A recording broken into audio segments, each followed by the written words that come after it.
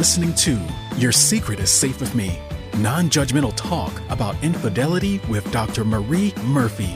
If you're looking for new perspectives on complicated relationship issues, you've come to the right place. Days go by, they're crawling by.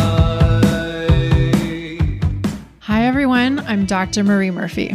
I'm a relationship coach, and if you are cheating on your partner or engaging in anything that you think counts as infidelity, I can help you deal with your feelings, clarify what you want, and make decisions about what you're going to do. No shame, no blame, no judgments. A lot of the so-called advice that's out there for people who are engaging in infidelity is little more than thinly veiled judgment, but that's not what I provide. I give you guidance and support that respects the fullness of your humanity and the complexity of your situation, no matter what you're doing. When you're ready to resolve your infidelity situation in a way that's truly right for you, I can help you do it. There are 3 ways that you can have me as your coach. You can purchase the DIY version of my program, You're Not the Only One. You can join the Secret Society / group coaching program version of You're Not the Only One, or we can work together one-on-one. All of these options are great. They're just great in different ways, and you can learn more about each of them by going to the services page of my website, mariemurphyphd.com/services. Let's get to work and find you some relief and a clear path forward. If you are having an affair or engaging in anything you think counts as infidelity, you may be getting very significant benefits from whatever it is you're doing. And it is fair and reasonable to really appreciate those benefits. And concurrently, you may also be really stressed out about whatever you're doing in the infidelity department. You may really enjoy some aspects of what you're doing, and you may also find some elements of your situation pretty torturous. For example, a lot of people don't love engaging in deception, especially over the long term. A lot of people feel like they're living a double life when they're engaging in long-running infidelity. And although that might be or have been sort of exciting at one point, after a while, many people find it exhausting. And that's just a short list. People find all kinds of things challenging and unpleasant and undesirable about engaging in infidelity. If you're in this kind of a situation yourself, you probably know exactly what I'm talking about. And what happens is sometimes people start to feel really, really, really overwhelmed by the less than fun or less than enjoyable aspects of their infidelity situation. And so sometimes people decide to put an abrupt stop to whatever they're doing in the infidelity department because it's just so damn stressful. It can easily start to seem like it really doesn't matter how you resolve your infidelity situation or what choices you make about your relationships, as long as the stress associated with your infidelity comes to an end. Sometimes people just want the stressful stuff to be over with by any means necessary. And then, of course, sometimes people get caught cheating, and that prompts them to very perhaps abruptly and perhaps effectively stop engaging in infidelity. Now, here's the thing. No matter how or why you put a stop to whatever you've been doing in the infidelity department, you may feel pretty great, at least in some respects. Being done with all of the elements of engaging in infidelity that can be stressful and exhausting and otherwise unpleasant may feel amazing. It may be so wonderful to be done with all of the challenging stuff. And this can be true no matter how you ended your infidelity situation or what choices you made about your relationships or what choices you made about whatever behaviors you were engaging in. For example, maybe you were in a committed relationship and you were having an affair, and you ended your affair by ending your relationship with the person you were cheating on. So now the relationship that used to be an affair relationship is still going, but it isn't an affair anymore. You aren't engaging in infidelity anymore. Maybe you ended the affair relationship. Maybe you did that, and maybe you stayed in your relationship with the person you were cheating on, or maybe you ended your affair and you also ended your relationship with the person you were cheating on. Or maybe you wouldn't characterize your infidelity situation as an affair, but whatever it was, you put an end to what you were doing that counted as infidelity one way or another. And upon doing any of those things, you may have felt pretty great. You may have felt immensely relieved or unburdened. It may have felt like a huge weight was lifted off your shoulders. If you are no longer engaging in infidelity, you may have relieved yourself of certain stressors, and that may seem like a huge win. And furthermore, if you made well thought out decisions about how you wanted to end your infidelity situation, you may also feel really great about the specific choices you made. That's fantastic too. But it's important to point out that even if you didn't choose to end your infidelity situation for reasons you had thought through and felt amazing about, you still might feel a lot of relief by simply having put an end to the various stresses that can be associated with engaging in infidelity. And the relief you feel when you don't have to contend with any of the challenges or drama or stresses that can be associated with actively engaging in infidelity may carry you pretty far. For days or weeks or maybe even months, you may be so glad to feel relieved and unburdened that you're totally content with whatever decisions that you made that allowed you to stop engaging in infidelity.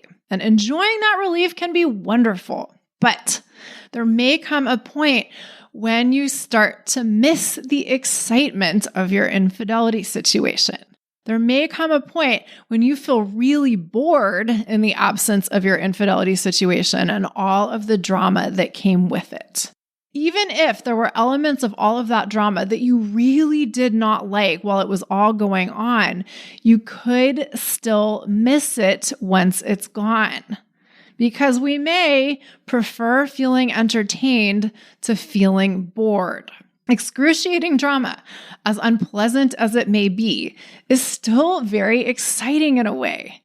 It's kind of like finding a TV show or a TV channel that you find kind of horrific, but you still can't stop watching or you can't stop coming back to. You may not like it exactly, but you also can't seem to tear yourself away from it.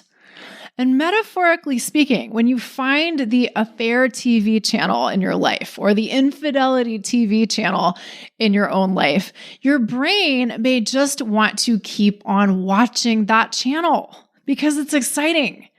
And then once we turn that channel off, metaphorically, by ending our infidelity situation, literally, our brains may be kind of pissed off at us.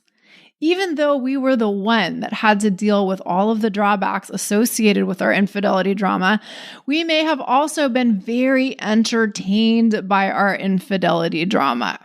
And once the novelty of relief and calm and a lack of drama has worn off, our brains may be like, wait a minute, I'm bored.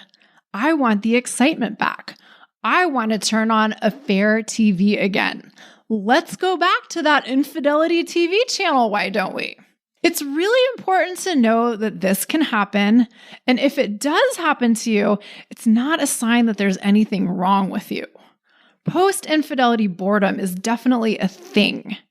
Even if it's excruciating entertainment, infidelity situations often provide a lot of entertainment. And a lot of us don't know how to function all that well in the absence of entertainment. A lot of us don't know how to deal with life when nothing all that exciting seems to be happening. A lot of us don't have much of a relationship to contentment. A lot of us don't really know how to generate our own satisfaction. And a lot of us don't really know how to tolerate boredom, especially when it comes on the heels of a lot of excitement. This is really important. Sometimes people say to me, well, actually, I was dealing with a really boring life for many years, and then my affair came along and life was so much more exciting. So it's not that I don't have practice in dealing with boredom. But the thing is, if your boredom was interrupted by tremendous excitement, it may be really hard to readjust to an absence of that excitement, right? And if we are experiencing boredom after we've stopped engaging in infidelity, we may not know what to do with ourselves. And if that's the case, if we're in this state of boredom and restlessness and we don't know what to do with ourselves, we may start to do all sorts of interesting things in order to cope. For instance, we may question the decisions we made about our relationships. We may re-engage in a relationship we'd ended or thought we had ended. We might be receptive to another person's efforts to reignite a relationship that we thought was over. We might pursue other forms of infidelity just to see if that helps us feel more invigorated. These sorts of things can happen even if you are as sure as you can be that you made choices in the service of resolving your infidelity situation that you felt really good about. And sometimes when post-infidelity boredom occurs, it is an indication that you might not be all that satisfied with the choices that you made. We've got to be really attuned to the fact that both of these things are possible. Sometimes when we're totally stressed out by our infidelity situations, we make rather hasty choices about how to simply put a stop to the infidelity because we just want to put an end to all of the stress associated with whatever we've been doing, right? But putting an end to the stress you're experiencing by engaging in infidelity or in relation to engaging in infidelity isn't necessarily equivalent to making decisions that you truly like in the long term. And on the flip side of that, feeling bored after you've resolved your infidelity situation isn't necessarily an indication that you really don't like the choices you made. So, what on earth are you to do with yourself if you've ended your infidelity situation one way or another and you're finding yourself bored? I might also say restless or unsatisfied or discontented. How do you make powerful use of discretion to assess what's going on and what you want to do about it if you're feeling any of these kinds of feelings? I'm going to give you some recommendations. But first, I'm going to tell you what boredom in the wake of your infidelity situation can look like, or some of the things that people often do when they're feeling bored in the wake of their infidelity situation coming to a resolution. Sometimes we act on boredom by questioning the decisions we've made or second guessing the decisions we've made about our relationships. Now, sometimes it's useful to revisit decisions we've made. Sometimes it's useful to make new decisions. There is a time and place for that, and I'll say more about that later. But indulging in haphazardly entertaining your doubts about your decisions without thinking critically about what you want and thinking critically about what you're going to do about what you want is rarely a beneficial thing to do. That said, your brain may find it very entertaining to do this. Your brain may find it very compelling to haphazardly second guess or revisit decisions you've made. That can keep you occupied all day long if you let it. That can keep you occupied for months on end if you let it. So that's one thing to look out for. If you are indulging in doubting your decisions or indulging in second guessing yourself, that can be a manifestation of boredom.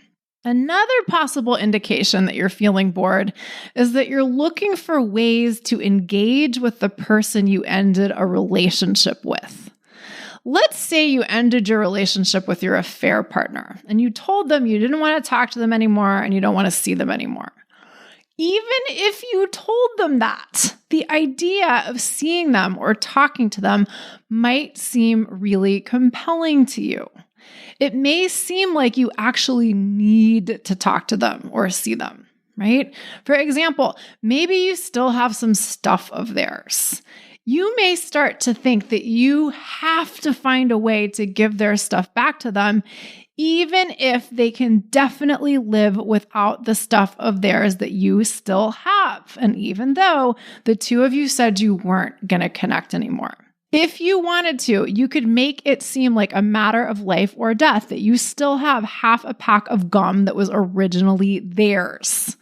If you wanted to, you could make returning that half pack of gum to them seem like a mission from God or the gods or the cosmos or whatever that you absolutely have to fulfill in order for all to be right and good within the universe, right? I know some of you know exactly what I'm talking about. Or maybe you decide that you've had some revelations about your relationship with your former affair partner that you absolutely have to share with them, even though the two of you agreed that your relationship was over. This kind of thing can seem really urgent too. If you've been in the habit of sharing certain things or sharing certain kinds of things with another person, not sharing those things with them anymore can seem like a really big problem. And the solution to that problem might seem really obvious to you. It might seem like, of course, you should get in touch with your supposedly former affair partner to tell them about the insights or revelations you've had. It may seem like it is absolutely essential for you to do this. Here's the thing, people. It is not essential for you to give your former affair partner their half pack of gum back. It isn't essential for you to give them their favorite jacket back. It isn't essential for you to give them their whatever back. If you happen to have one of their kidneys, we might need to have a different conversation. But aside from that, you probably do not have to give them back any of their stuff, whatever it is, and you definitely do not have to share the mind-blowing insights you've had with them, no matter what these insights pertain to. But your mind may tell you otherwise. And if it is telling you otherwise, and it's telling you otherwise over and over and over again, this can start to seem like a really dramatic situation. On the one hand, you said you weren't going to see them anymore, but on the other hand, you think you just have to see them again or talk to them again for this one last thing. Thinking in this way can keep your mind really busy for days or longer. So, if you're telling yourself that you have to tell your former affair partner something or you have to give them something, consider these indications that you may be bored and you may be looking for entertainment. Even if it's not happening on a totally conscious level, you may want to consider that this is what's really going on. Now, is it possible that you really do need to see someone you ended a relationship with? Sure.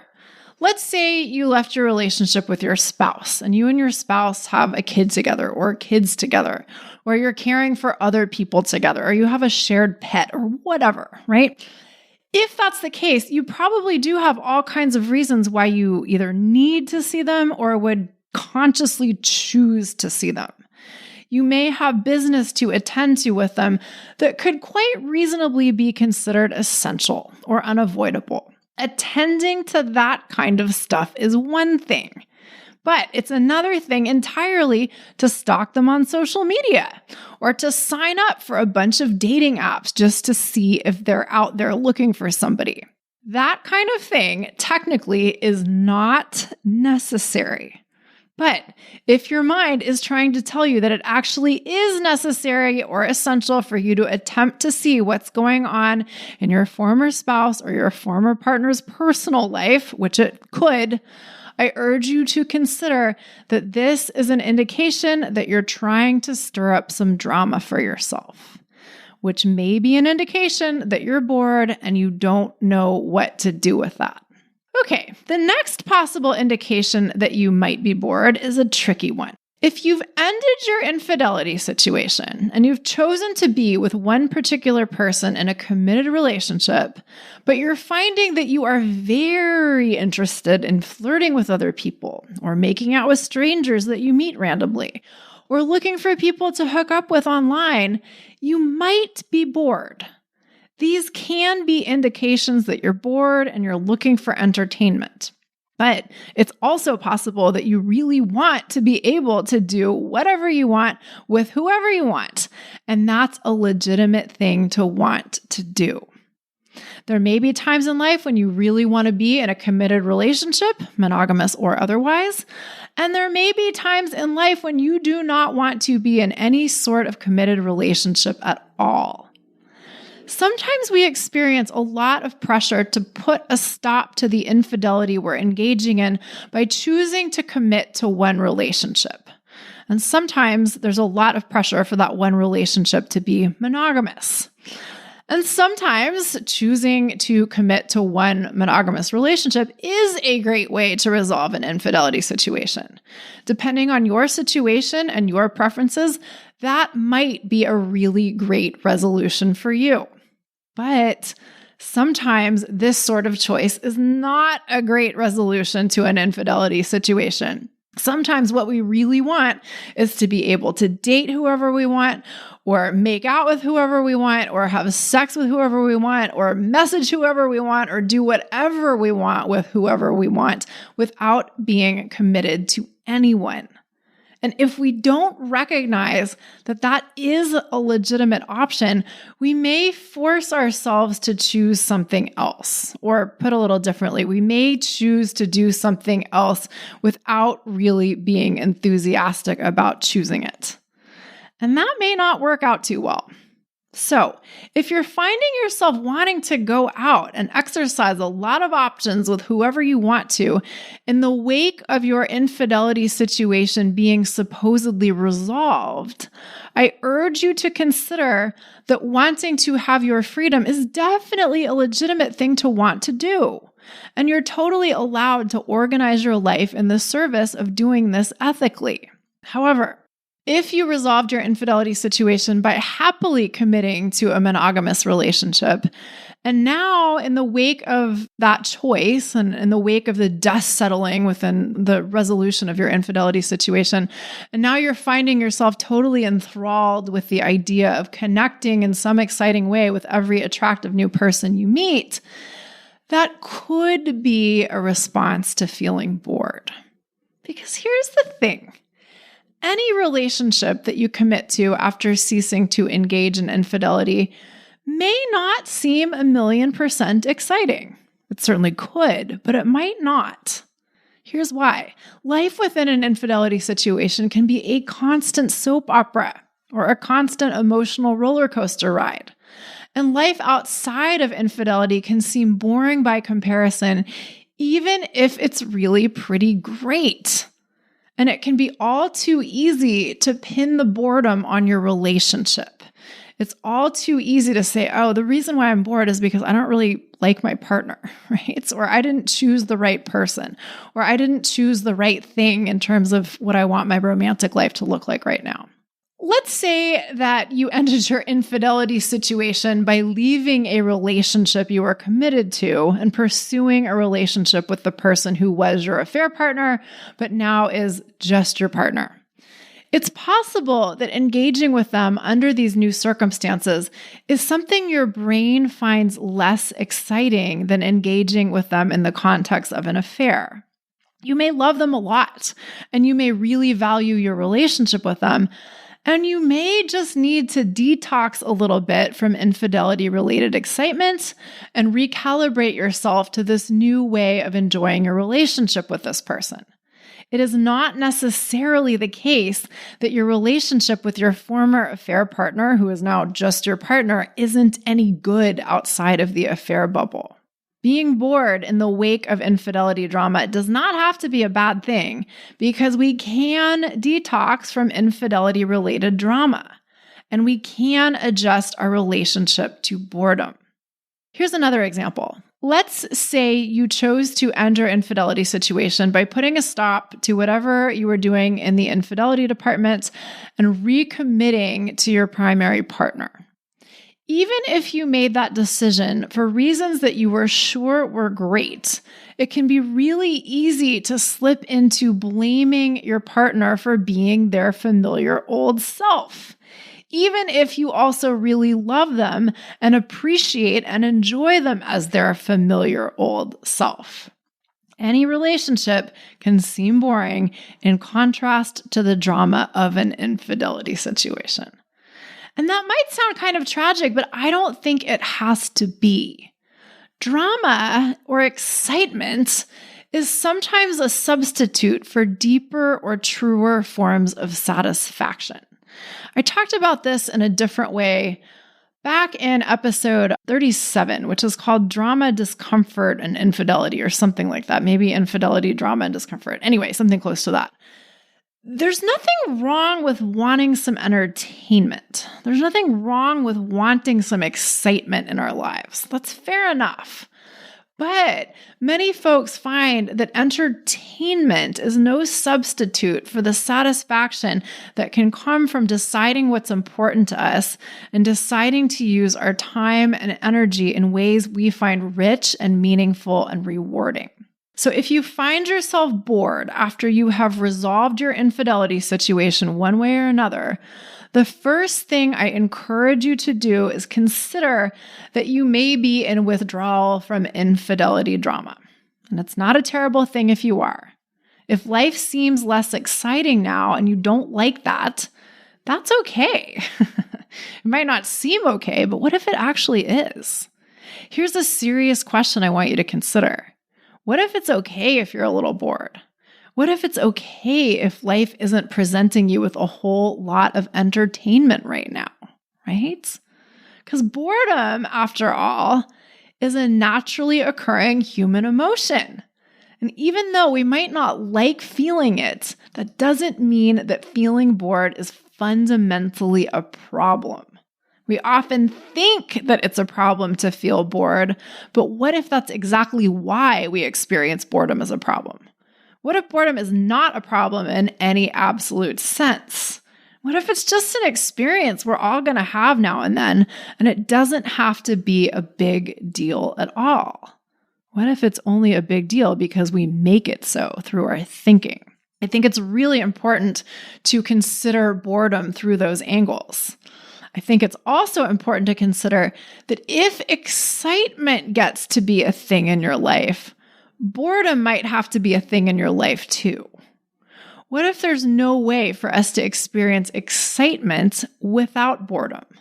What if those two things define each other or co-create each other? I think that we would all do well to seriously consider those and related questions in our stimulation-rich world. We might all want to get better at practicing tolerating boredom or embracing boredom, at least to an extent. Not because we want to resign ourselves to living unsatisfying lives, but because a little boredom here and there is not going to kill us, and we may not like what we get if we attempt to avoid boredom at all costs. When our ultimate objective is to avoid having to feel bored, we may end up making decisions that we don't really like the results of.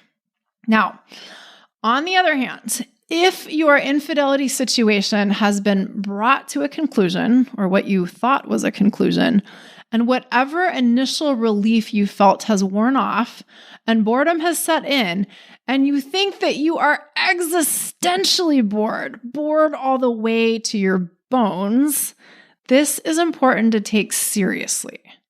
I think there is a really big difference between being bored because we just can't be excited all the time and being bored because we are dissatisfied with our lives in a significant or persistent way, or a significant and persistent way. Sometimes, not always, but sometimes, our infidelity situations serve as great ways of avoiding dissatisfaction in our lives.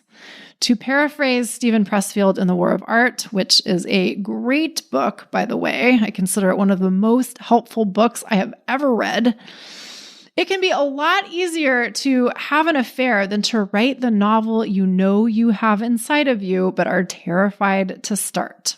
If you have something like that going on and you end your infidelity situation, you may be prompted to face your existential dissatisfaction all over again, and you may not really like doing that. That may be mighty uncomfortable. Now, just to be clear, that's not to say that if you've been engaging in any kind of infidelity, there must be some huge area of dissatisfaction in your life that you aren't aware of and you'd better figure out what it is, right? It could be that you are desperate to start making art, but you haven't known how to begin, or you're dying for a career change, but you haven't wanted to take on that project, and having an affair turned out to be a very convenient way for you to avoid the thing you know you need to take on, but don't think you know how to. That is possible. But it is also possible that you were just dissatisfied in your committed relationship and you didn't know what to do about that. And that set the stage for your affair to begin, or your infidelity in whatever form it was to begin. So there's no super deterministic message here. I really want to emphasize that.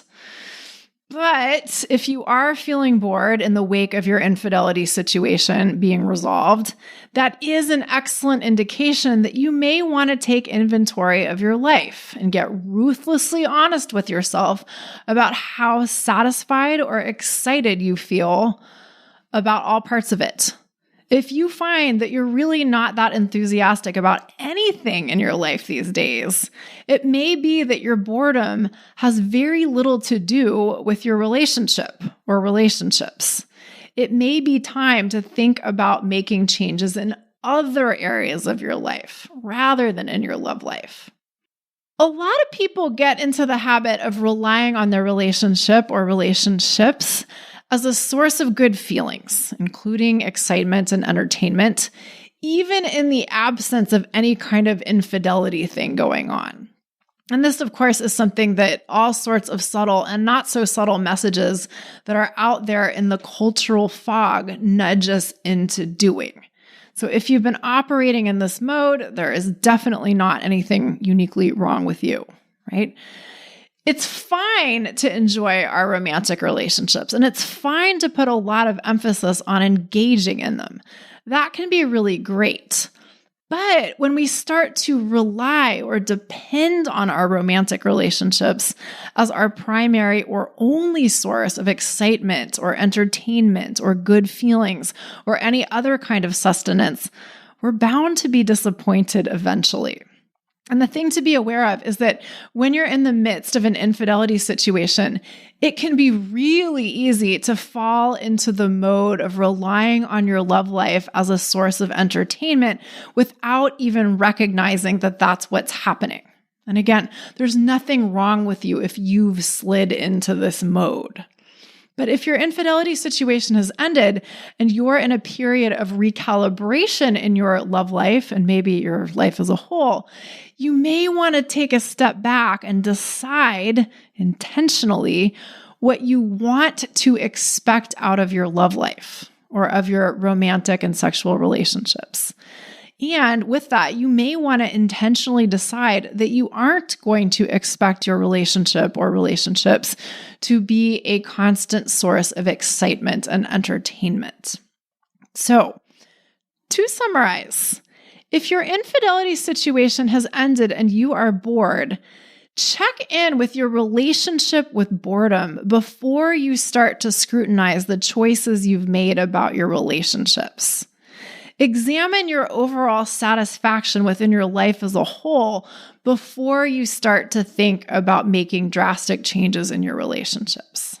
Now, having said all of that, if you are experiencing boredom in the wake of your infidelity situation being resolved, quote unquote, it is possible that you didn't really resolve it, or rather that you didn't resolve it in a way that you truly like. You may have successfully put an end to the behaviors that constituted infidelity, and in doing so, you may have very effectively relieved yourself of some of the stresses and challenges associated with your infidelity situation, but you may not be all that happy with living in the results of the decisions you made. So, for example, sometimes people get caught cheating and they feel totally overwhelmed by getting busted. And since they were already pretty stressed out about carrying on their affair, they decide to end their affair and recommit to the person they cheated on. Because that just seems like the most obvious solution, or it seems like the easiest solution. And at first, ending the infidelity stress by any means may seem like a huge win. But then time passes and the person realizes that they really miss engaging with their affair partner. And they realize they're just not that interested in their relationship with their spouse or their committed partner. Sometimes a short-term solution to one problem does not provide a satisfying overall resolution to your infidelity situation as a whole. Sometimes the decision that is most aligned with your deepest desires and highest priorities is not the easiest path to pursue, at least in the short term, or at least in some respects. So it is possible that once the dust has settled and the intensity of the relief that came with putting an end to all of the stresses associated with your infidelity situation has faded, you may have a new perspective. You may say to yourself, whoa, I am really dissatisfied with the choices I've made. I really want to make some different choices. It's not just that I'm bored, it's that I don't like the decisions I made. And that's fair. You are allowed to revisit decisions you've made. You are allowed to change your mind. You are allowed to choose again, for sure. But if you are going to revisit decisions you've made, you want to do that in a really deliberate, conscious, systematic way. You don't want to just use revisiting your decision as a means of distracting yourself from boredom. Okay. It is one thing to hear me talk about this stuff on the podcast, and it is another thing to apply what I talk about to what you are actually experiencing within your infidelity situation. You may want a little help making use of the kinds of things I talk about on the podcast in your own life. And it is my pleasure to provide you with that help. I can help you deal with your boredom. I can help you discern whether what you're experiencing is just normal, run-of-the-mill, gotta do it because it's human boredom, or existential boredom. I can help you discern whether boredom is an indication that you might want to make changes in the decisions you've made, or maybe it's just an indication that you want to change your relationship with boredom, right? There are 3 ways that you can have me as your coach. If you really like learning on your own and you're good at holding yourself accountable to learning new things and then trying out the new things you've learned, the DIY version of my program, You're Not the Only One, is a great option for you. In that version of the program, in the DIY version of You're Not the Only One, you get videos of me teaching you tools and concepts that I am not able to teach you on the podcast.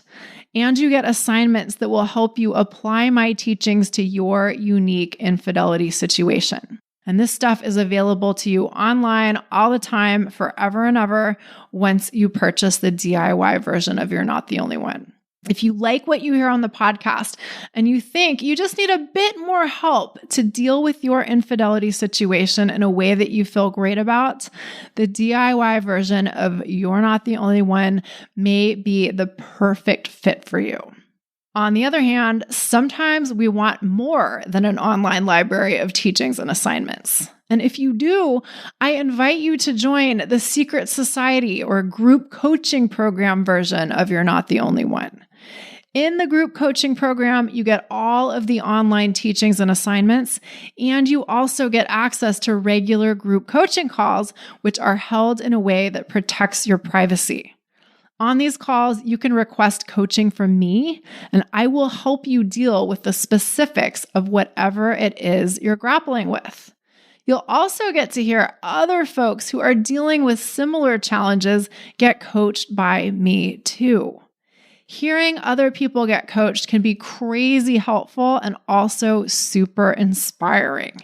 Sometimes hearing other people get coached is even more helpful than getting coached ourselves. So come join the Secret Society to get all of the benefits of having a powerful set of teachings available to you all the time online, as well as the opportunity to talk things out with me when you need that kind of support. And finally, I still offer one-on-one coaching. When you want it to be all about you, this is probably the best option for you, right? When we work together one-on-one, we meet via Zoom so we can work together no matter where you are located. All of these 3 options are great. They're just great in different ways.